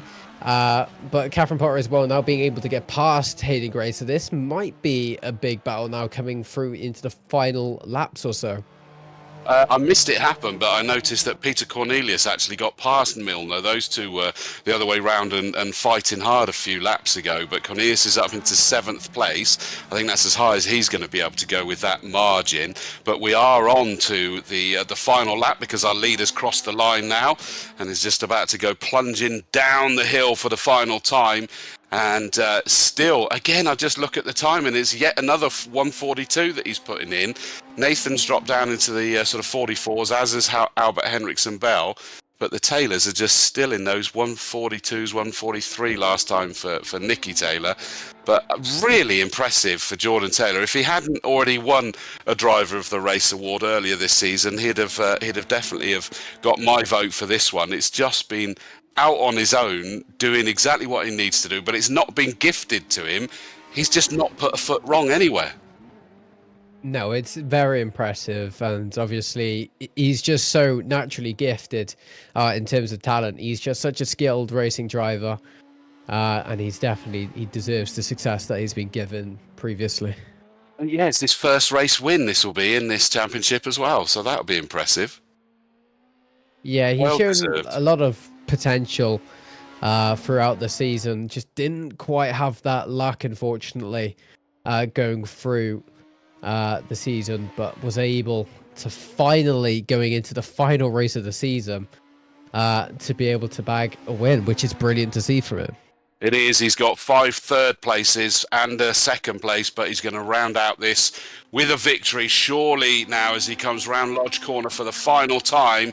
And here we come up over Deerleap, and he's already weaving it across the line. He rounds it out with a fabulous victory by a country mile. 17 to 18 seconds is going to be the margin. Nicky Taylor is going to come round and bring this to 2nd, which is so important because it's going to give him 2nd provisionally in the championship standings, albeit only by that couple of points. But Nicky had to work so hard for that, and that pit stop went a long way to really make the difference. Nathan Williams is our champion-elect. He comes home still on the podium, and it makes it yet another podium finish. I think he's been on the podium for all bar 2 of the races, and a great job there. Albert Henriksen Bell, 4th place, a great championship, and he is going to have to settle for 3rd in this championship fight, but that is still a big deal, and he still gets a prize for that as well, so well done to Albert. Luke Sintler, great job here, going to come home. That's Sam Milner actually down in 8th place because he's been lapped. That's why he does that. So Catherine Potter and Tugby. Where's Luke Sintner? Let's keep an eye out for the blue and white car in the background because he's going to come home in 5th. Here he comes across the line. A great 5th place for the 72 car. 6th is Will Crudson. Peter Cornelius in 7th. Sam Milner 8th. Catherine Potter 9th. 10th Hayden Gray. Kieran Tugby, the last official finisher, in 11th place because sadly, as we heard, Thomas Potter was disqualified for not taking a drive-through penalty for speeding in the pit lane, which is a huge shame. Said didn't see it, but by all accounts that it will have come up on the app. But it's such a shame because he was having a great race. So Jordan Taylor takes a fabulous victory. I could have done with a pen because I know that it disappears off of our screen whilst we do the interviews, and I sometimes forget what the orders were. So I'm going to take a quick photo of that so we make sure. Jordan Taylor, I mean, I'm just so impressed with that race victory. 17.25 seconds was the margin, and as I kept saying, metronomic lap times throughout. Yeah, indeed. So it's been a brilliant season throughout this series. Provided brilliant racing, obviously. Provided also some brilliant opportunities for some of these drivers to obviously potentially get scoped out by other other series as well coming into the future of this. And again, big congratulations so far for Nathan Williams provisionally. I'm gonna just again highlight that word provisionally winning the championship. Yeah, so we'll just wait. Some of the drivers are being dragged in. We obviously need to wait for all of the key drivers to be through. I just want the race winner to come in and be the first one that I speak to, because that was super impressive. Here he is, Jordan Taylor. Congratulations! What a way to round out the championship with your first victory of the whole series. And I have to say, it might have been boring for you, but I was super impressed by the consistent lap times you're putting in throughout. Yeah, I mean, it's been ages since I had a win, so it's nice to end the season on a high. But yeah, I mean, I knew the first couple laps, Nicky and Nathan would do them 41s on the fresh hards and give it 3 laps when they'd scrubbed in. I could be quicker on pace and do that time consistently. And if I pushed, maybe faster, but I didn't want to risk it, so I just was in that rhythm and I was doing them times. And there was a couple of times I tried pushing and I lost some time. So I didn't want to risk it and just kept pumping in them times and pulled away. And the gap got bigger and bigger and bigger and bigger. And then I timed the pit stop perfectly as well, because I waited for Nathan or Nicky to pit to see if they came out in the pack. And if they did, or if they came out behind it, I knew I'd be fine, because I had that 10 second gap roughly on second place. So once they pitted and I saw where they came out, I've darted straight in, and I think I gained another 6 seconds just from the stops alone. Well, it was super impressive. And what's it like having to force yourself to keep focus through a race of that duration when you're miles ahead of everyone else and you're just almost putting in qualifying laps each time? I mean, it was just, I got into that rhythm where it was just happening. I wasn't really thinking about it. And, I mean, some people have that happen, some people don't, but I just had that happen once I got that gap and I knew I was comfortable. And as you saw, I was fine. And I need a drink now, I can tell you that. I'm sweating. I bet it is really hard. And that actually backs up, there was a comment I made in the commentary, is that whilst the reaction could be, I know I will back off now because I'm comfortably in the lead, that's when you lose the rhythm and the mistakes happen, isn't it? Yeah, I mean, just if you try be careful and cautious, you make more mistakes, and if you try push, you obviously make more mistakes. So it's just about finding that balance, which, as you can tell from the season, Nicky and Nathan do really well. Nathan a bit better, because obviously I think everything going well tonight, is champion now. So congratulations on him winning the championship. He just had the edge on us in qualifying most of the rounds, and that first lap he'd get away from the battles and he'd drive off. So it also showed tonight how crucial that first lap is, and getting in the lead and getting that second and a half margin to just pull away, because you don't have to worry about someone dive bombing you or thinking about the next corner, and you can just get into that rhythm and go. Yeah, I know exactly what you mean. Well, it was your 7th podium of the championship, and it was the big one. It was that race victory. So massive congratulations. Anyone you want to give a shout out to before I let you go?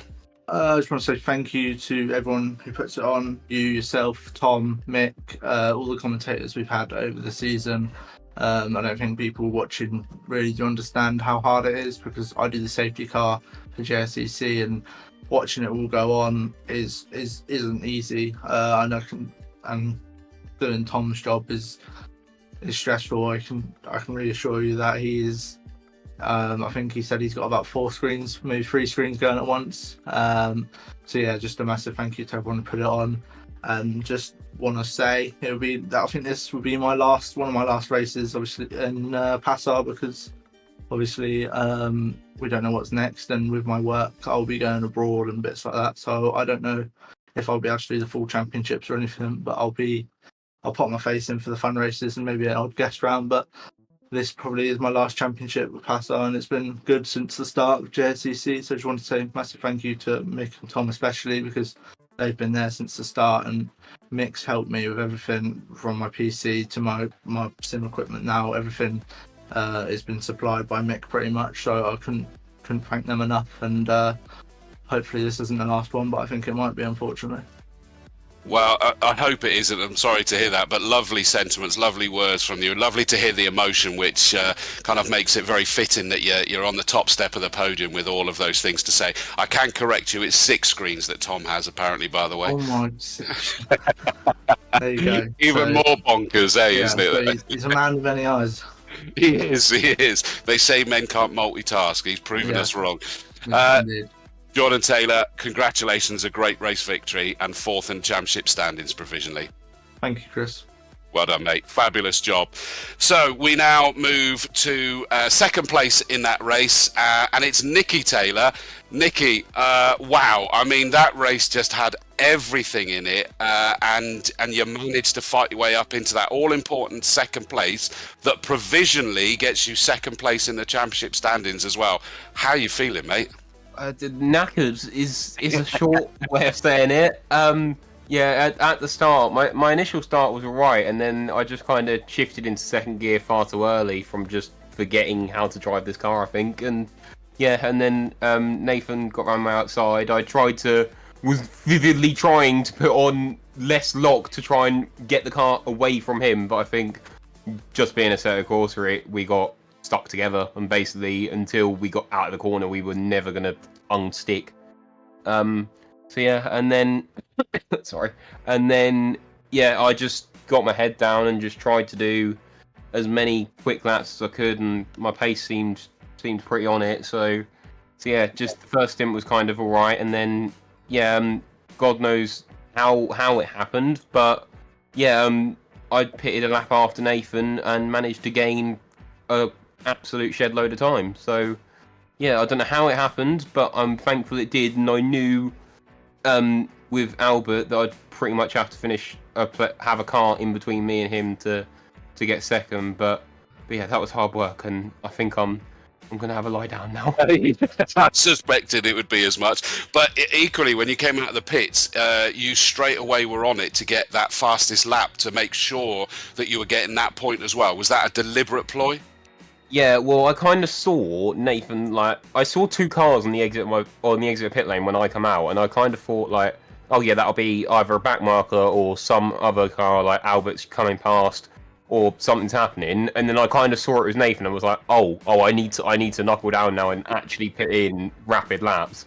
So I kind of thought, if I get fastest lap and I knuckle myself down to get what I know is a good lap on the hards, then I'm also helping my cases of getting 2nd. But yeah, that was hard, and for me, I was coughing most of the race. So I literally, and at one point, I think I went into a full-blown coughing fit where I couldn't really see one of the corners, and I just kind of guessed where I was going. But yeah, that was one of my hardest races I think I've ever done. And yeah, I air what Jordan said with Tom and Mick and everything they've done, and a lot with Mick as well, because I got some new pedals over Christmas, which I'm very thankful for, and Mick and my dad sorted that all out. So I just want to say a massive thank you to Mick, because we had a bit of a problem with them initially, but now they're mint, and I can't thank either of these two enough. I do love listening to the amount of work that actually goes in. I think people just assume that you can buy a steering wheel and pedals and off you go. There's a lot more to it than that, isn't there?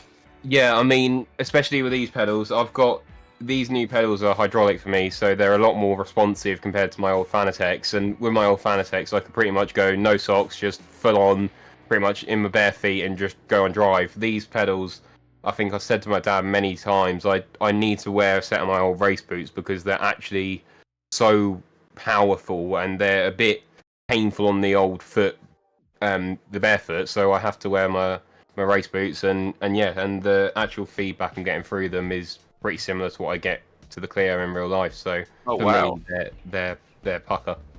That's really amazing to hear. I do love hearing all of that.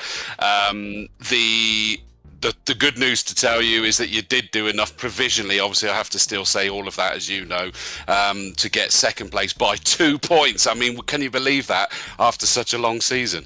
Oh, honestly, to be honest, I kind of come in. I think it was after I think it was after Croft when I won both. I kind of come in and went, I'm surely like, there's a buffer between me and Nathan now, but I'm surely like broken third. And I looked at the points and went, how am I still third? I don't understand. but yeah, it's been really, really tough all season. And to be honest, I think I could be completely corrected here, but I think every race that I've taken part in, I've got either first or second in. So yeah, I was kind of glad I kept that alive when I got second in this one. But yeah, it's been such a good season all season long. You are absolutely correct. The 10 races you've been in, the only ones you weren't on the podium was when you weren't at Brands Hatch. You got 4 race wins, 6 second places, 7 second places now. And the good news for you, I guess, is that with Nathan's being, 37 points clear, your missed round at Brands Hatch didn't actually make the difference in the end, necessarily. No, I always knew from Donington anyway, and from pre-season testing, that Nathan was just a bit further ahead than me. But yeah, if there's any championships in the future that are modern touring cars-esque or fixed setup on front-wheel drive, I'll be here, and I'll be here to win it. I love it. Well, listen, mate, congratulations on your second place today. Very hard fought second place. Nicely done and well done for that, enabling you provisionally to get second in the championship. Cheers, thank you. Well done, sir. That's Nicky Taylor. Third place and the provisional champion of this Pro SIMRIG Super Touring 2024 Sim Series, Nathan Williams. I hope you enjoyed the noise of that one, because you've had to sort of like really fight hard in quite a lot of your races, haven't you? Yeah, obviously to be the champion, it wasn't the best final race, but obviously we've had a good season throughout, so obviously very pleased to be the champion. It was. I mean, I was trying to work out the psychology for you, because on one breath you kind of didn't need to do too much, but then the other one was that you could get away with having a bit of a banzai race and a bit of fun, and I kind of almost got the impression that you changed your psychology through that race a little bit. Yeah, I think obviously at the start I was doing quite well. I dropped to 5th off the start, but managed to make my way up to 2nd. But I was always a bit conscious of trying to not cause any accidents, obviously, because I could afford to drop back a bit more, but I know like Albert, Jordan, Nicky were all within each other in the championship. But I think early on the car got damaged, and then I was about half second a lap slower than I should have been, just braking 20-30 meters too early, so I was just struggling throughout the race. Nicky managed to undercut me, get past me in the pit stops, and then from there I just didn't think I had any chance of catching second. But as you said, you kind of didn't really need to, did you? It was I call it a champion's drive, that you kept your powder dry, you brought it home, you still got on the podium, which is nice, but it's making sure, and you've won it by 37 points. I mean, you probably didn't go into the championship thinking you could win it by that margin, surely.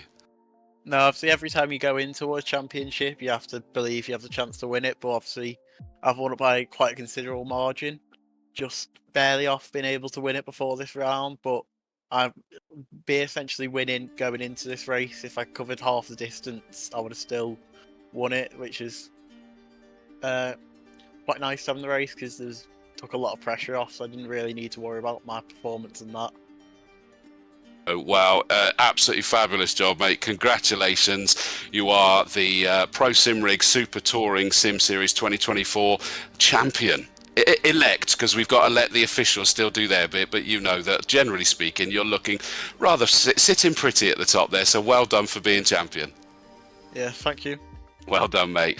I've got 2 more people I want to speak to, and I'm going to go for an obvious one where we're talking to championship standings at this stage, and I want to bring in Albert Henriksen-Bell. Albert, 4th place today, but it was sort of like really all to play for those top 2, 2nd and 3rd in the championship.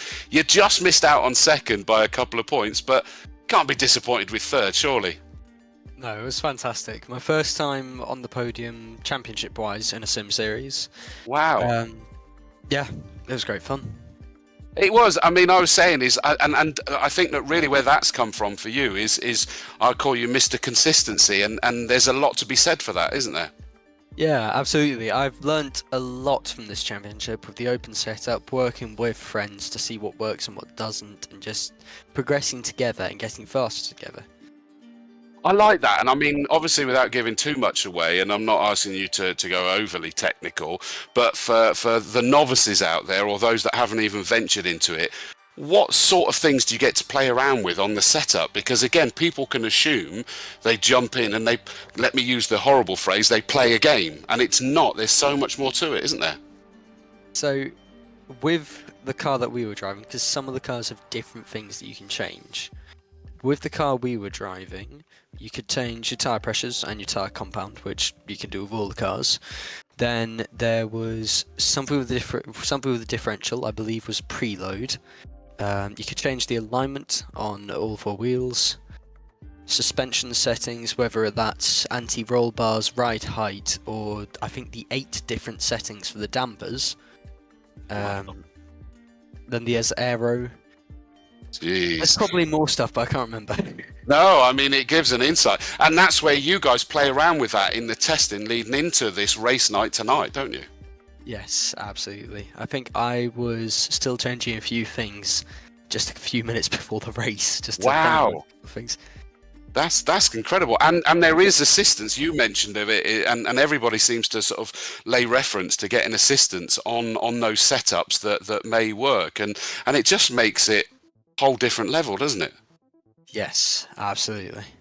I love that. It's so cool to get that insight. So thank you for sharing that with us. But above all, Albert Henriksen-Bell, congratulations on finishing provisionally third in the championship. Thank you. Well done, mate. Great job and great entertainment.